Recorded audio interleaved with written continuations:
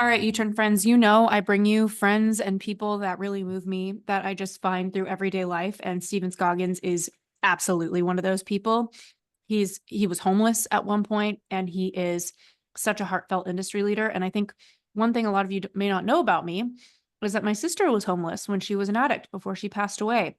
And so I have a very soft spot for someone who has gone through that, and an extra level of inspiration for somebody who's gotten out of that. And I think that Stephen is someone who has a no excuses, play like a champion mindset. He's an 8-figure serial entrepreneur of multiple companies. He's dedicated himself to serving the person that he used to be. And he has a signature interactive experience. It's called Live Event. It's a live event called Transform You Live. He guides other people through their limitations and on their liberation. He's also the author. Yeah, I'm sorry. He's also an author and the host of a syndicated, top-rated hit podcast called Stuck to Unstoppable. He was nice enough to have me, and he speaks to world-class thought leaders on what it takes to break free and really create unstoppable possibility.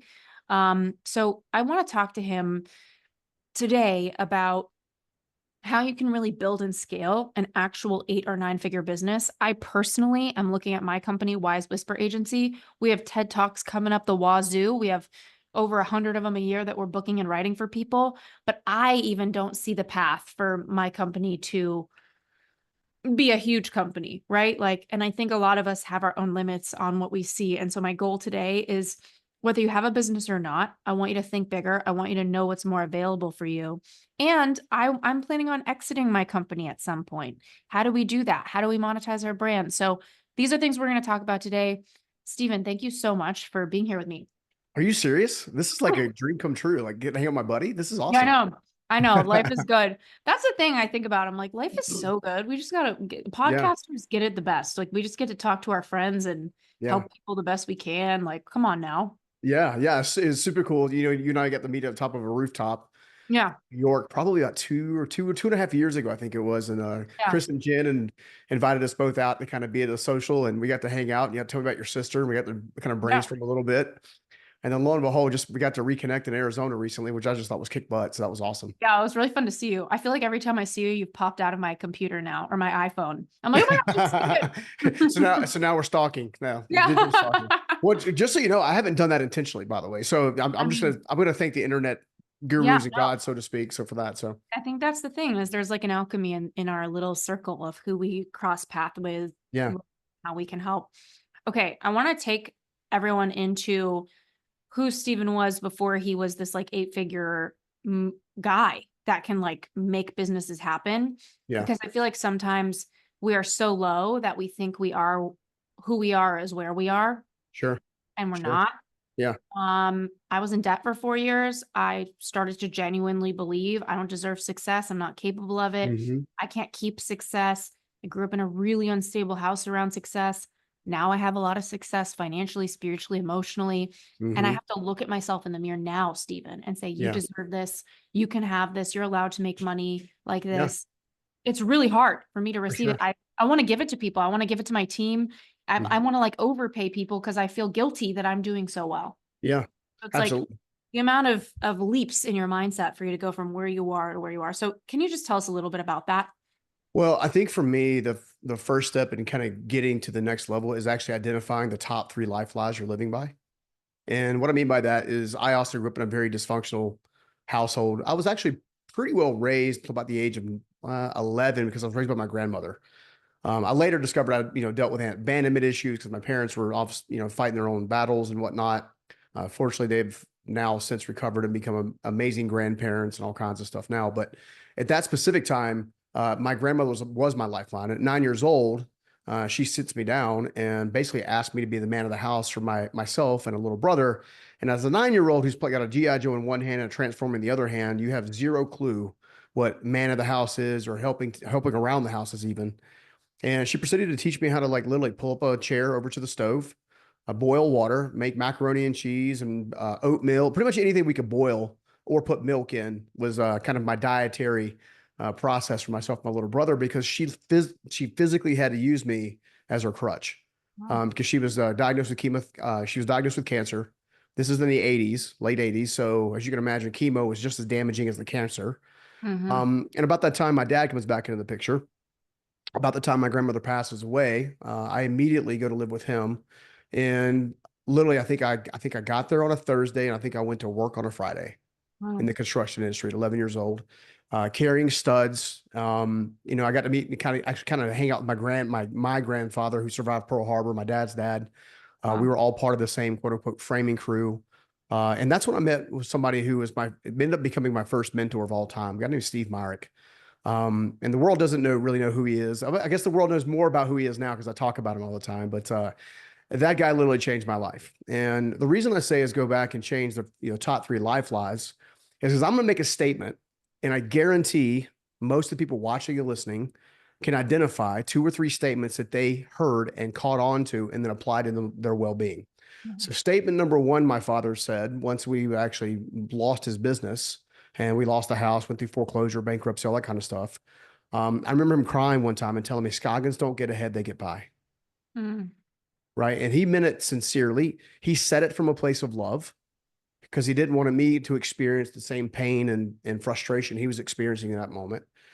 However, what he didn't understand was he was actually placing a limiting belief or limiting life lie literally directly in my steps. Mm-hmm. Now, something inside of me in that moment knew that it wasn't 100% true, but I still lived beside that one.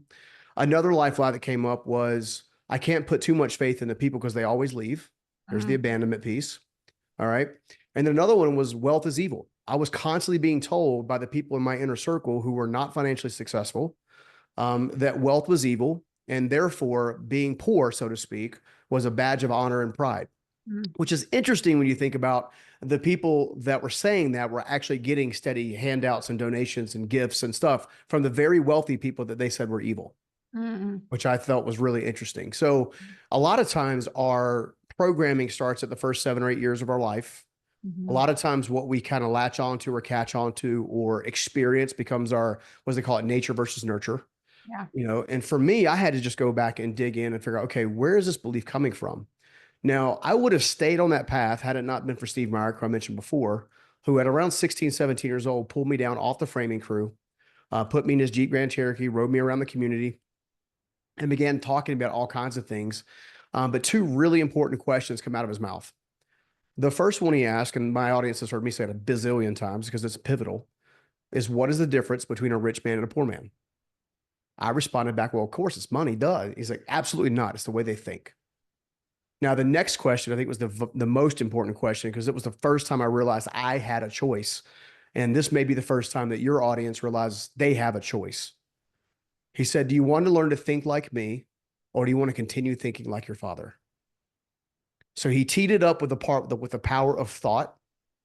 And then he set it in stone with realizing that you have a choice in the thoughts that you think at any given moment, at any given day, at any given time.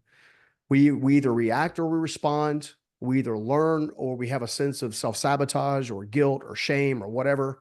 And those are the types of things that ultimately led me to becoming homeless later on.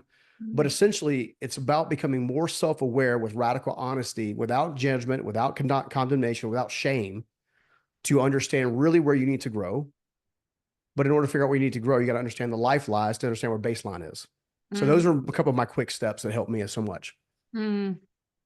Okay, one thing that I was just taking notes as you were talking. One of the things that really stuck out, I don't know why, but I feel like people who work in services at a young age, you're not the first person I met who like worked in construction really young and like started really young. Yeah. I'm thinking about becoming a mother, like having kids, and I'm like, I have a lot of thoughts about work, Yeah. like having your kids work. I mean, obviously 11 is kind of like very Yeah. young to be doing construction. But like, I'm curious, like, what did you take away from that you think might be essential for anybody listening who has kids? Not that they want to employ them at age 11, but that they want to think about for their future, because I'm sensing that you got some sense of grit, work Oh, yeah. ethic really instilled into you. And Yeah. while it might have been misdirected and overextended at a young age, it's been implemented into who Yeah. you are in a way that's really powerful. Yeah. Well, first of all, I think it's important to understand. I think this is super important for audiences around the world. There is nothing in your journey that's wasted. Every single step sets you up for the step that you can take, and that's where you get to choose the choice. So if you have a limiting belief, an infrastructure, a bad circle of influence, whatever, at any point in time, you can choose to exit that and choose something greater, which is very uncomfortable, by the way. But I think at the end of the day, I think one of the core things that you're going to see with raising children. So I've had the pleasure of now raising two grandkids now, believe it or not. And then also recently got engaged literally a few days ago. Yeah. Um, yeah, surprise. And now assisting in raising three more children. And Wow. there's actually two really important things I want to share. First of all, whatever you want your children to become, you need to be that now. So if you want to be a responsible person who has integrity, who's self-accountable, who's diligent, hardworking, who holds the line, creates the standards, sets the expectations, then you need to be following that, Mm, right? Because the old adage where he says, do as I say, not as I do concept as parenting is one of the worst ways you can ever parent. mm, And a lot of us do that because we get in a rush. We're so focused on work and profession and growth, and we're not paying any attention. So the reason I say that is because even now, in every single case where I've had the privilege of playing a role in helping raise a family, I'm always trying to be the kind of man that I want the boys to become, or be the kind of man that I would want my daughter to marry. right.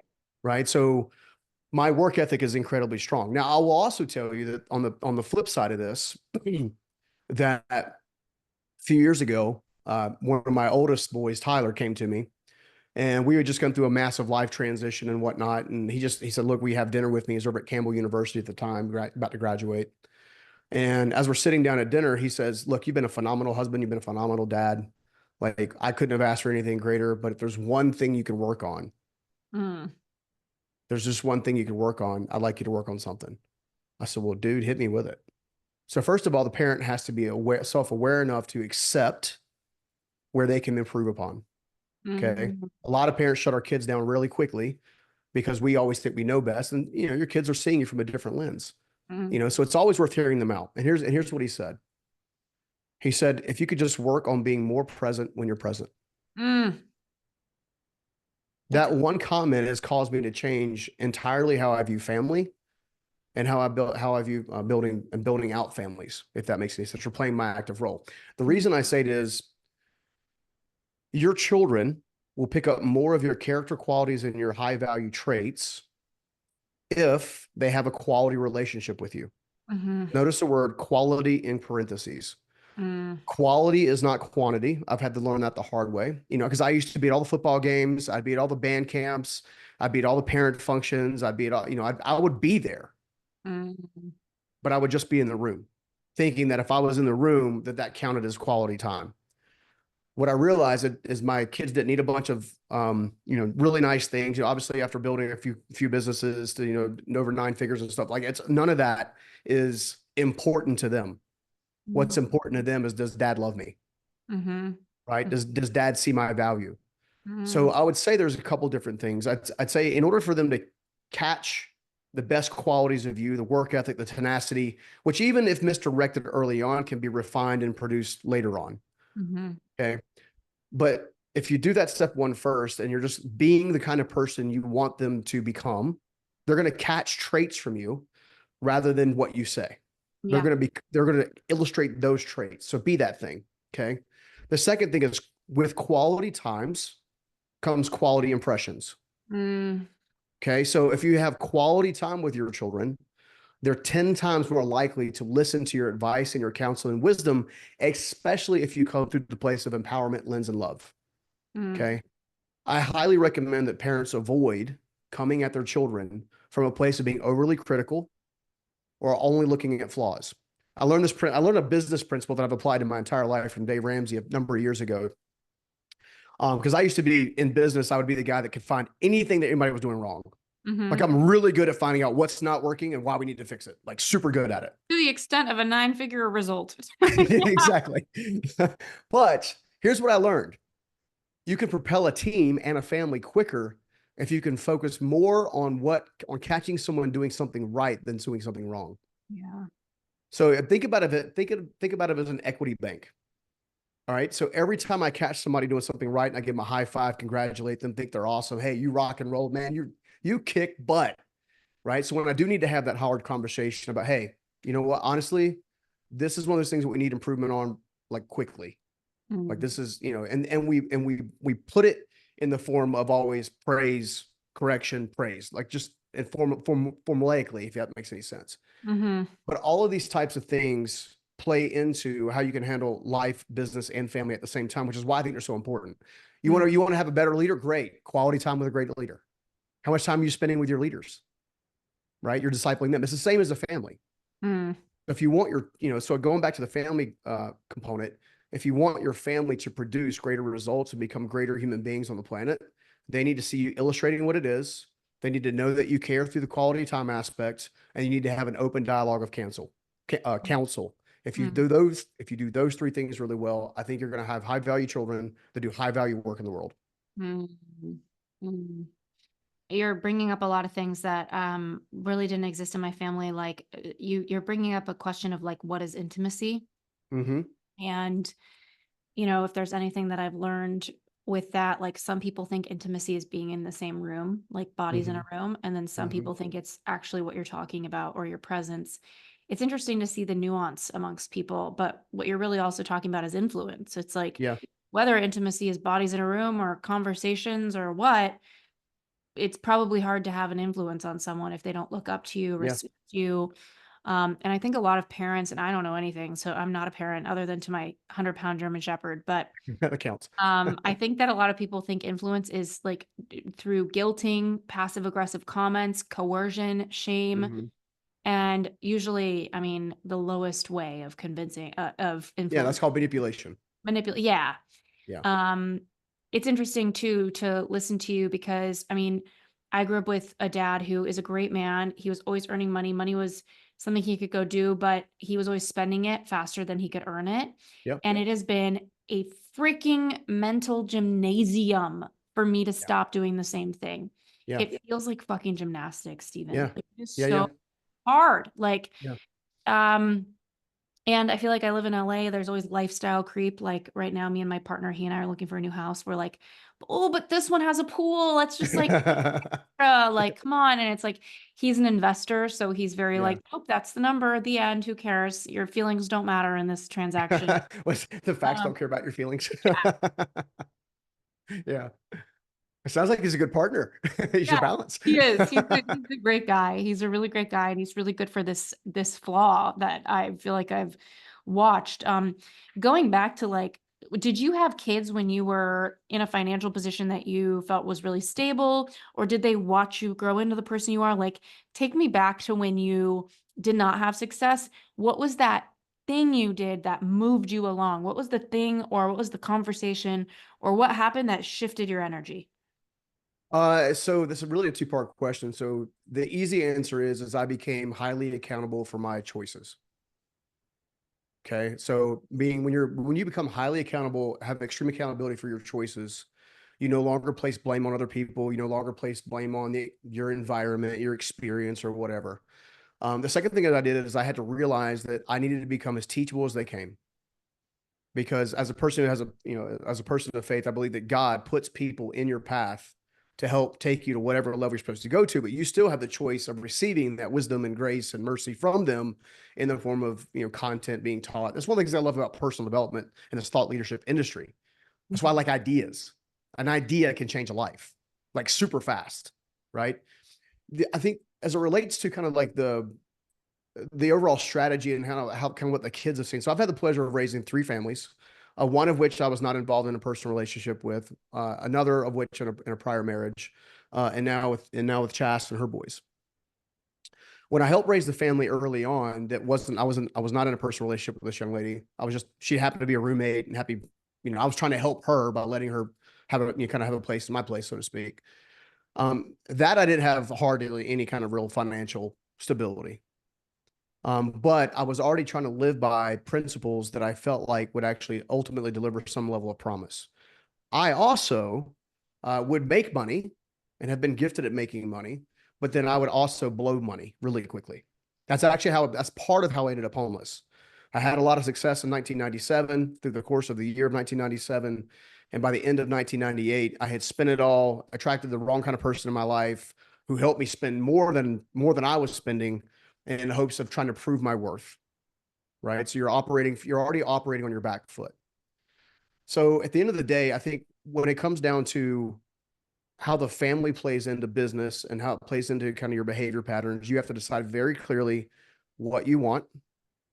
You need to know that what you want will have a sacrifice attached to it.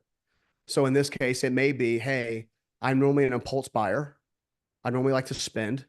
Great. Now I'm going to start using that as a cherry. So when I make 10 times the amount of money it cost me to get this thing, now it becomes a gift that I reward myself with for putting in the effort. You also have to understand that Wealth Principle 101 does not focus on spending. Wealth Principle 101 focuses on compounding. So, for example, my goal is to put $1 at play and get 3 to 5 in return.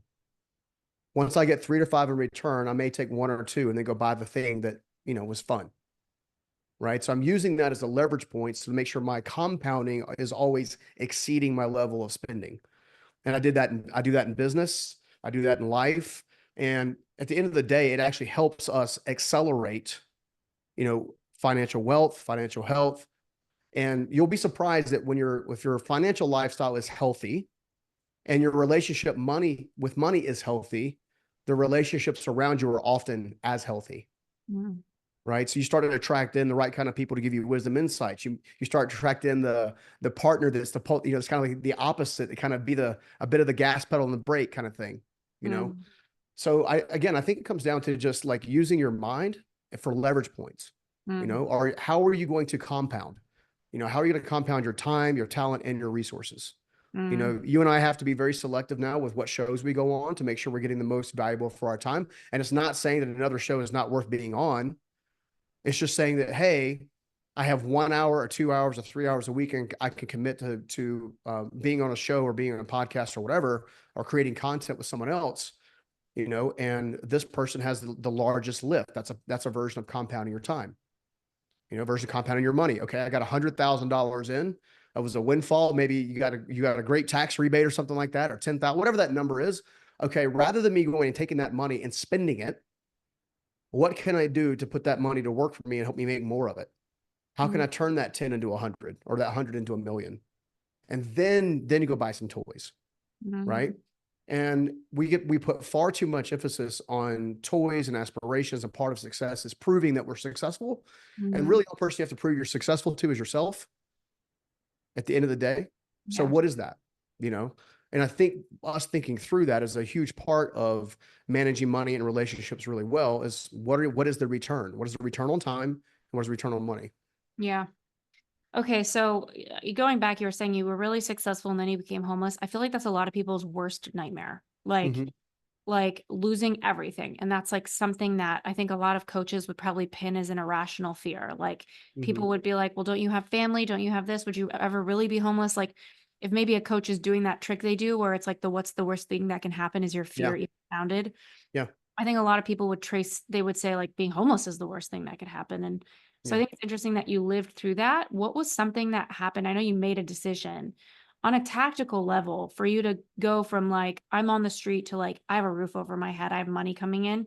What were Mm-hmm. some things you do to hit the pavement and make a difference from a I think resourceful? so. Step number one is I found someone's problem that they were willing to pay me to solve, and that in that given time it was construction.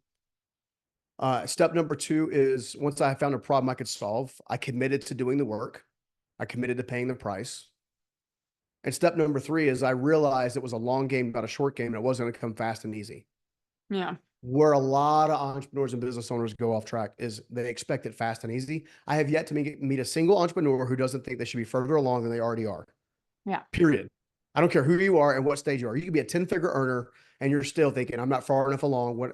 And that is the desire to impress, Mm. right? If you can remove the desire to impress, and which allows you to own things, but things not own you, then essentially what you're doing is you're opening the door for proper development long term.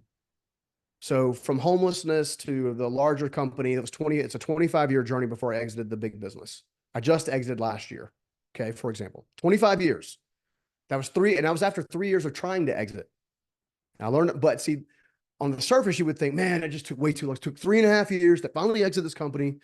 You know, you're grateful that you do well in the exit or whatever, but you don't realize the 3 years that you're learning about exiting plays into your pocket when you actually go to exit. I was actually talking to my investment banker that you and I chatted about briefly when in Arizona yesterday, matter of fact. And I Mm, was like, I was sharing gratitude. I was like, dude, you taught me so much. I literally could go into most circumstances and situations and have a very confident conversation around money that are businesses I'm looking to buy, businesses mhm. I'm looking to put equity into, businesses that I may want to sell one day.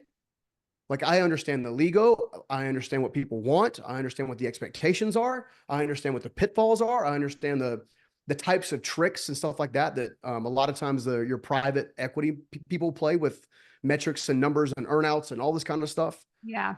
Like you can either be grateful for the journey and just see it as that, right? And learn the lesson and apply it later.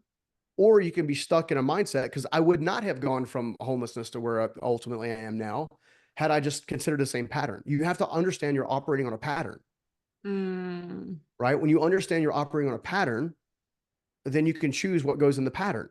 yeah. And you don't have to change all 25 steps in the pattern all at one time. Yeah. You knock out one or two, and going back to the spirit of compounding and leverage, which two concepts, which two patterns that if you disrupt them today are going to give you the greatest lift tomorrow? And you Mm, use that as a principle and you just keep knocking down what I refer to as dominoes. Like you yeah. knock down this domino, then you knock down them. The more dominoes, it's funny, it seems like it takes like a year to knock down the first domino. Yeah. It takes a half a year to knock down the second domino and a Yeah. quarter of a year to knock down the third domino. Yeah. I mean, by the time you create enough momentum, you're knocking down dominoes left and right, and opportunities are presenting themselves to you left and right. You know, you also need to be praying. I think be prayerful and mindful and meditate or whatever your practice is on helping to discern what is a wise decision and what is not. Mm, Right. So I've agreed with myself. This is a self standard that I won't spend more than $10,000 without sleeping on it for 2 days. mm, Where I used to, especially when I handle smaller amounts of money, I'm like, oh, I got 500 extra bucks. You know yeah. what? I really want that TV. You know what? I really want to go on this vacation. You know what? I really want to go impress this girl. You know what? You see what I'm saying? Like it's a different mindset. Yeah. Like just commit to yourself to sit on your decisions for a hot minute and Yeah. really be mindful. What are weigh the pros and cons? The bigger the Yeah. decision, the more you need to sit in it. Okay, so I have more tactical questions. Maybe this is personal, but hopefully there's something in this for everyone. So I have a woman, I have a friend. I feel like I should connect you to her next time you're in LA. She's a beast. She had a huge exit and she's just so generous and like so Mm-hmm. helpful and so humble. She's a big women's networking group. And she's been really helpful for me. And she said something to me that I don't want to say it negatively affected me because I appreciate her advice. But she said, Ashley, you don't have a company that's ever going to be $100 million company. And I don't think she said that from a standpoint of like trying to make me less optimistic. I think she was saying like your agency and what you're offering doesn't have the scale. And it's not Mm-hmm. like I wake up every day and my purpose is telling me it better be $100 million company. But Yeah. obviously, if I'm building something, I'm pouring myself into it. I Yeah. might as well make it the best it can be. 100%. And so I'm looking at what we're doing. It's 30K to write and book your TEDx talk with us. The price is going to go up because of our marketing, because I'm Yeah. literally have And because world-class you guys talent. can get it done. We get it done. And Yeah. that's a whole nother thing that I could talk to you Yeah. about in this episode. But I'm planning to exit because creatively, I know that my creative brain only enjoys being on the same thing for so many years until Yeah. my creativity needs something else. Like Sure. maybe I want to write a movie script or something, Yeah. which by the way, like pretty much all of my all of my writers for the TED Talks have written movies and sold shows That's and crazy. they've written New York Times bestselling books. So it's so funny. So I'm you're like, surrounded by new mentors. yeah, they're all my little mentors. And I literally look up to my whole team so much. We have our creative director. We pulled her from Apple. She was helping Steve Jobs with his decks and writing speeches for his executives. So I have the best team I've ever seen. They're the sky's the limit on what they could do with content. But these TED Talks are a huge operation, right? Like Yeah. getting it written, getting it A+, being sure that we are excellent and Yep. I don't want to be sloppy, right? Yeah. So we're doing a good job at that. We're humming along with that. We've got 10 to 15 of those a month coming in. I don't really know. There's so many different things I could do with my vision, right? I could offer publicity packages, right? Because any business coach is going to say, okay, well, you need recurring revenue. It's like a one and done TED Talk Mm-hmm. thing. Like you need to make your business sustainable, you need recurring revenue. And I just really hesitate because I'm like, I don't want to just be another agency that's like throwing packages at people, even if Yeah. we're good at them. Like this TED Talk thing is so unique and special, and Mhm. it's completely done for you. People show up Mhm. in 4 Zoom calls. A speech takes 80 hours to write sometimes. Booking Yeah. takes 200 hours. Yeah. We're literally having them show up 4 times and doing the whole thing. So I like the ethos of like high ROI, Mhm. low on your side. I hate, you Yeah. know, that feeling, Stephen, when you hire somebody and you have to do a bunch of stuff for them. It's like the worst Or feeling they ever. change it every 5 seconds, so Yeah, once you I'm go like, adjust. why did I Yeah. hire this? Like, this is like a nightmare. So Yeah. what a big like list of to-dos. So we like to take things off people's plate. And so I'm really struggling with my vision of like, what else do I want to offer that feels good? Like we could Yeah. offer PR packages. Like we're Yeah. about to have about 300 to 500 clients that have done TEDx, and most of them leave saying this is like the best writing I've ever Yeah. seen. And we book them, right? Like we Yeah. pretty much, we don't guarantee it, but we kind of do. Like Yeah. we do a certain amount of pitches that pretty much like it's a shock if you don't get booked. And we have Yeah. 100% success so far. So it's like, I'm struggling to figure out like, I don't know, like how to really have that vision that builds something out. So Mhm. how would you help somebody that maybe they have a dog walking company or whatever? Like I've got Yeah. my TED Talk offer. And it's like, how do we really think bigger so that we can mirror the success that you've had? Because I don't think it almost feels like not everything is scalable or something like that. So I would disagree with that in a couple of different ways. So first of all, your friend had very well-intentioned advice Yeah. based on the current business model as it sits, most likely, and the current environment in which businesses are being bought and sold. Okay. So first thing you have to answer, and this we're gonna workshop this for fun. Want to workshop? Let's workshop. Yeah. All right. The first thing that a someone acquiring a business wants is what? What do you think they want? What's the number Profit, one thing they want? profit, Exactly. revenue. They want an ATM machine. Yeah. Okay.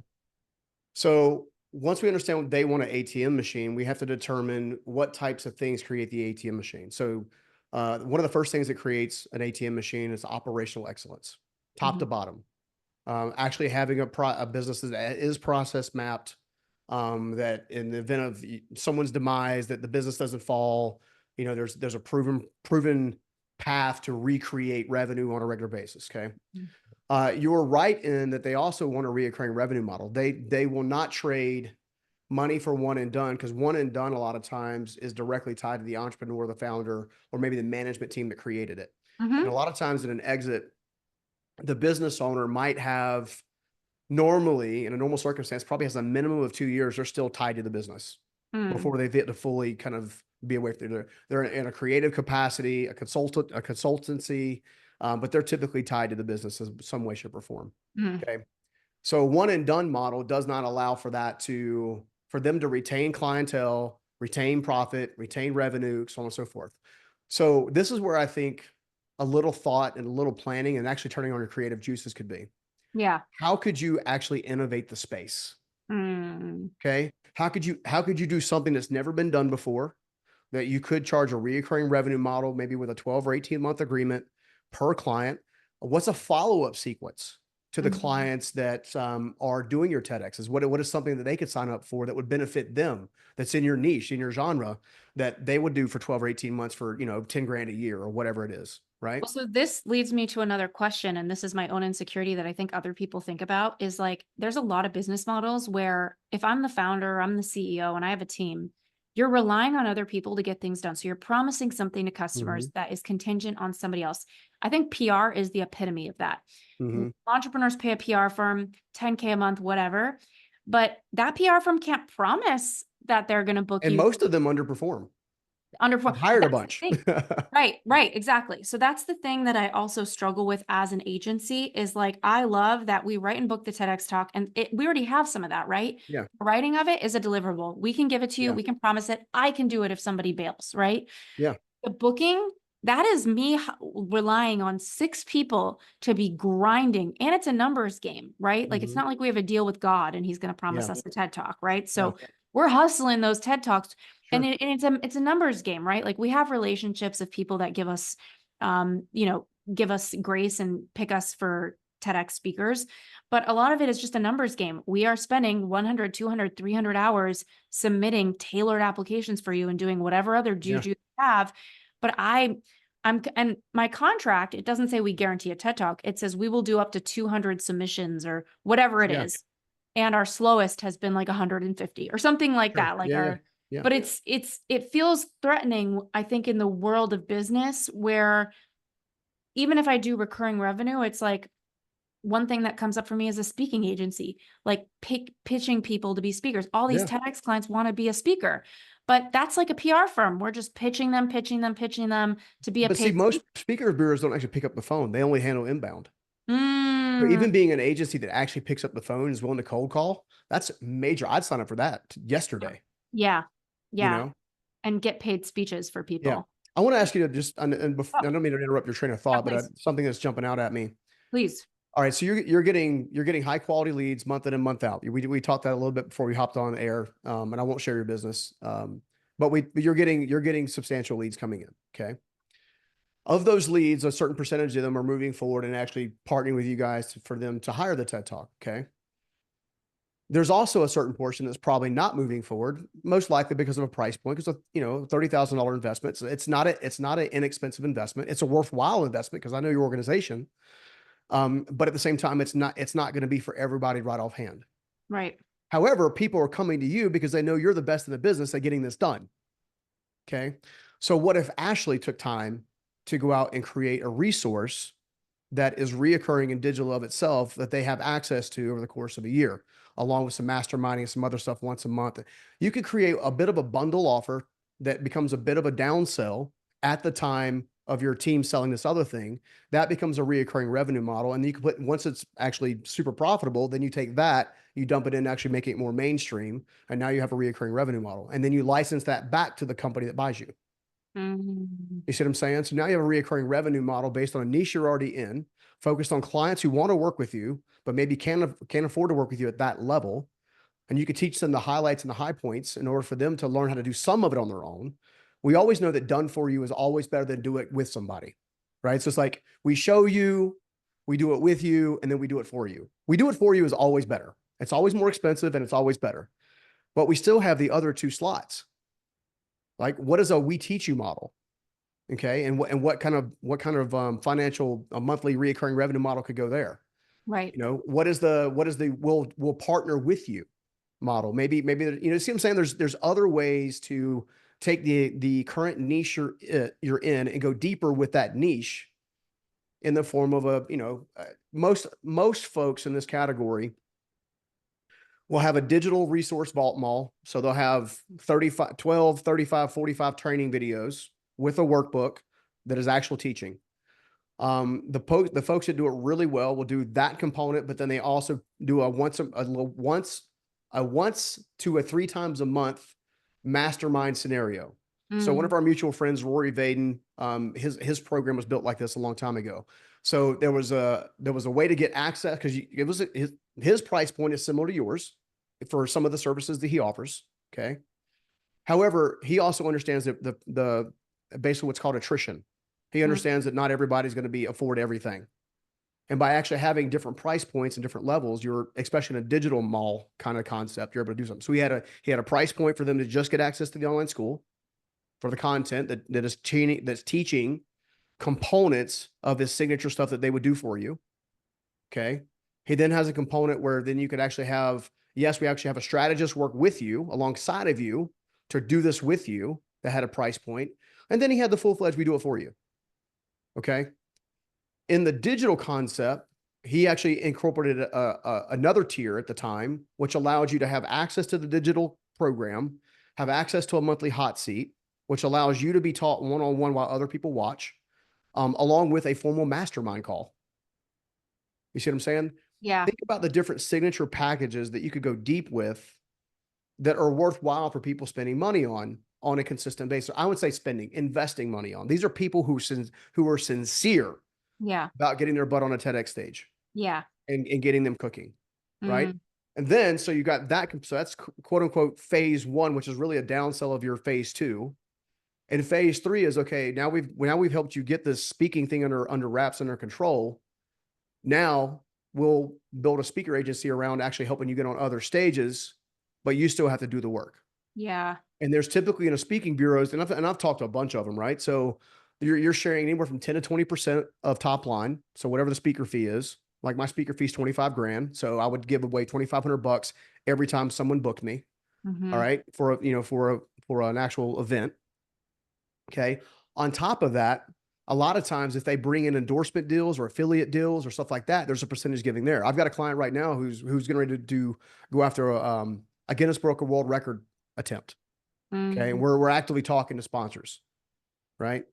Well, and typically in the sponsorship world, if I was to go out and have a PR firm, they're going to get a piece of the sponsorship Yeah. for doing the outreach, right? A lot of times that will then lead into an endorsement deal. Like you take this is a crazy example it's not off the table, but it's a rare one. You take Michael Jordan and Nike. Okay, Michael Jordan and Nike, mom developed that deal. It was still one of the best deals on the planet as far as an endorsement deal. Okay, mom and Michael still get paid every day, like clockwork, on a reoccurring revenue model based on endorsement for Michael to continue to share, promote, and just be the face of the Air Jordan. You see what I'm saying? So how many of your clients, and this is where you get to decide as a business owner, how deep you want to go with a client, right? So I go deep with clients I think can really get the job done. They're committed, they work hard, they're not afraid of the hard work. They got good hearts, or I want to serve people who actually want to serve the world. So that's where I focus at. So you identify these 5 or 10 different people that are part of people that have already experienced you and working with you and know you deliver, that you can believe in, that you can go and basically work on their behalf. So basically your agency goes from a keynote agency or a TED Talk agency to a full-fledged branding agency, right? And it gives you a different elevation status. That actually might be kind of fun, honestly, if you think about it. So you're looking to cut your teeth on 3 to 5 years, because Yeah. from the time you decide you want to exit, you need to plan on 3 to 5 years before you can exit. Yeah, exactly. I'm like still working out my vision, but I think like all these little issues are things that probably float around in people's heads of like, how do I really build something big? Do I even want to have something big? Maybe I want a lifestyle business. I'm like, no, I really want to build this agency out. I really want it to be the most elite speech writing that there is in the whole world, but I also Yeah. need other offers to make this an appealing company for me to get acquired, for me to exit. I've already had a couple PR firms reach out because TEDx is an enigma for them and it's Yeah. such a beast. And so they're like, hey, we might be interested in acquiring you. And I'm like, give me a couple of years, like I'm Yeah. still building this baby out. But just your questions Unless they and want to give you a 15 multiple. may I know. Yeah. We could Yeah. talk. Yeah. Yeah. I would love that. I would love a crazy multiple. And there's so much I don't know. I just hired a CFO so that we can get my books right and stuff. But what is the one thing everybody listening, if you wanted to share one message about them really getting out there and thinking bigger in the way that I'm trying to and they're trying Mhm. to for themselves, what would be your biggest thing you would want them to consider before we go? The only limitation that you have in front of you is what you put on yourself. Mm, I mean, it's really that plain and simple. If you want something bigger and greater and more inspiring for yourself, the secret is getting out of your own way, right? So I'll give you an example. If you want to build an 8-figure business, all you have to do is go learn what 8-figure business builders do, right? And take the good stuff and trash the rest. Because not all 8, 9-figure earners, and even 10-figure earners are great humans. yeah. Okay, so you want to learn from the best, but also learn from the best that have a value alignment with yourself, Mm, right? And understand it's a long game and not a short game. So you can't get frustrated if the money doesn't happen really fast, or you don't have to like climb some stairs or a mountain to kind of get there. I don't know anybody that went from $0 to 8, 9, and 10 figures without putting a lot of sweat equity in. yeah. Amen. So much of the return is based on you doing the work today and you actually getting paid 3 to 5 years from now. Yeah, that's how I feel. Sometimes I'm like, am I an overnight success? Because all my things started working and a lot of clients started coming in. And I'm like, well, I gave my first TED Talk in 2013 and I worked my ass off on that thing. And then that Mhm. proved me a little bit.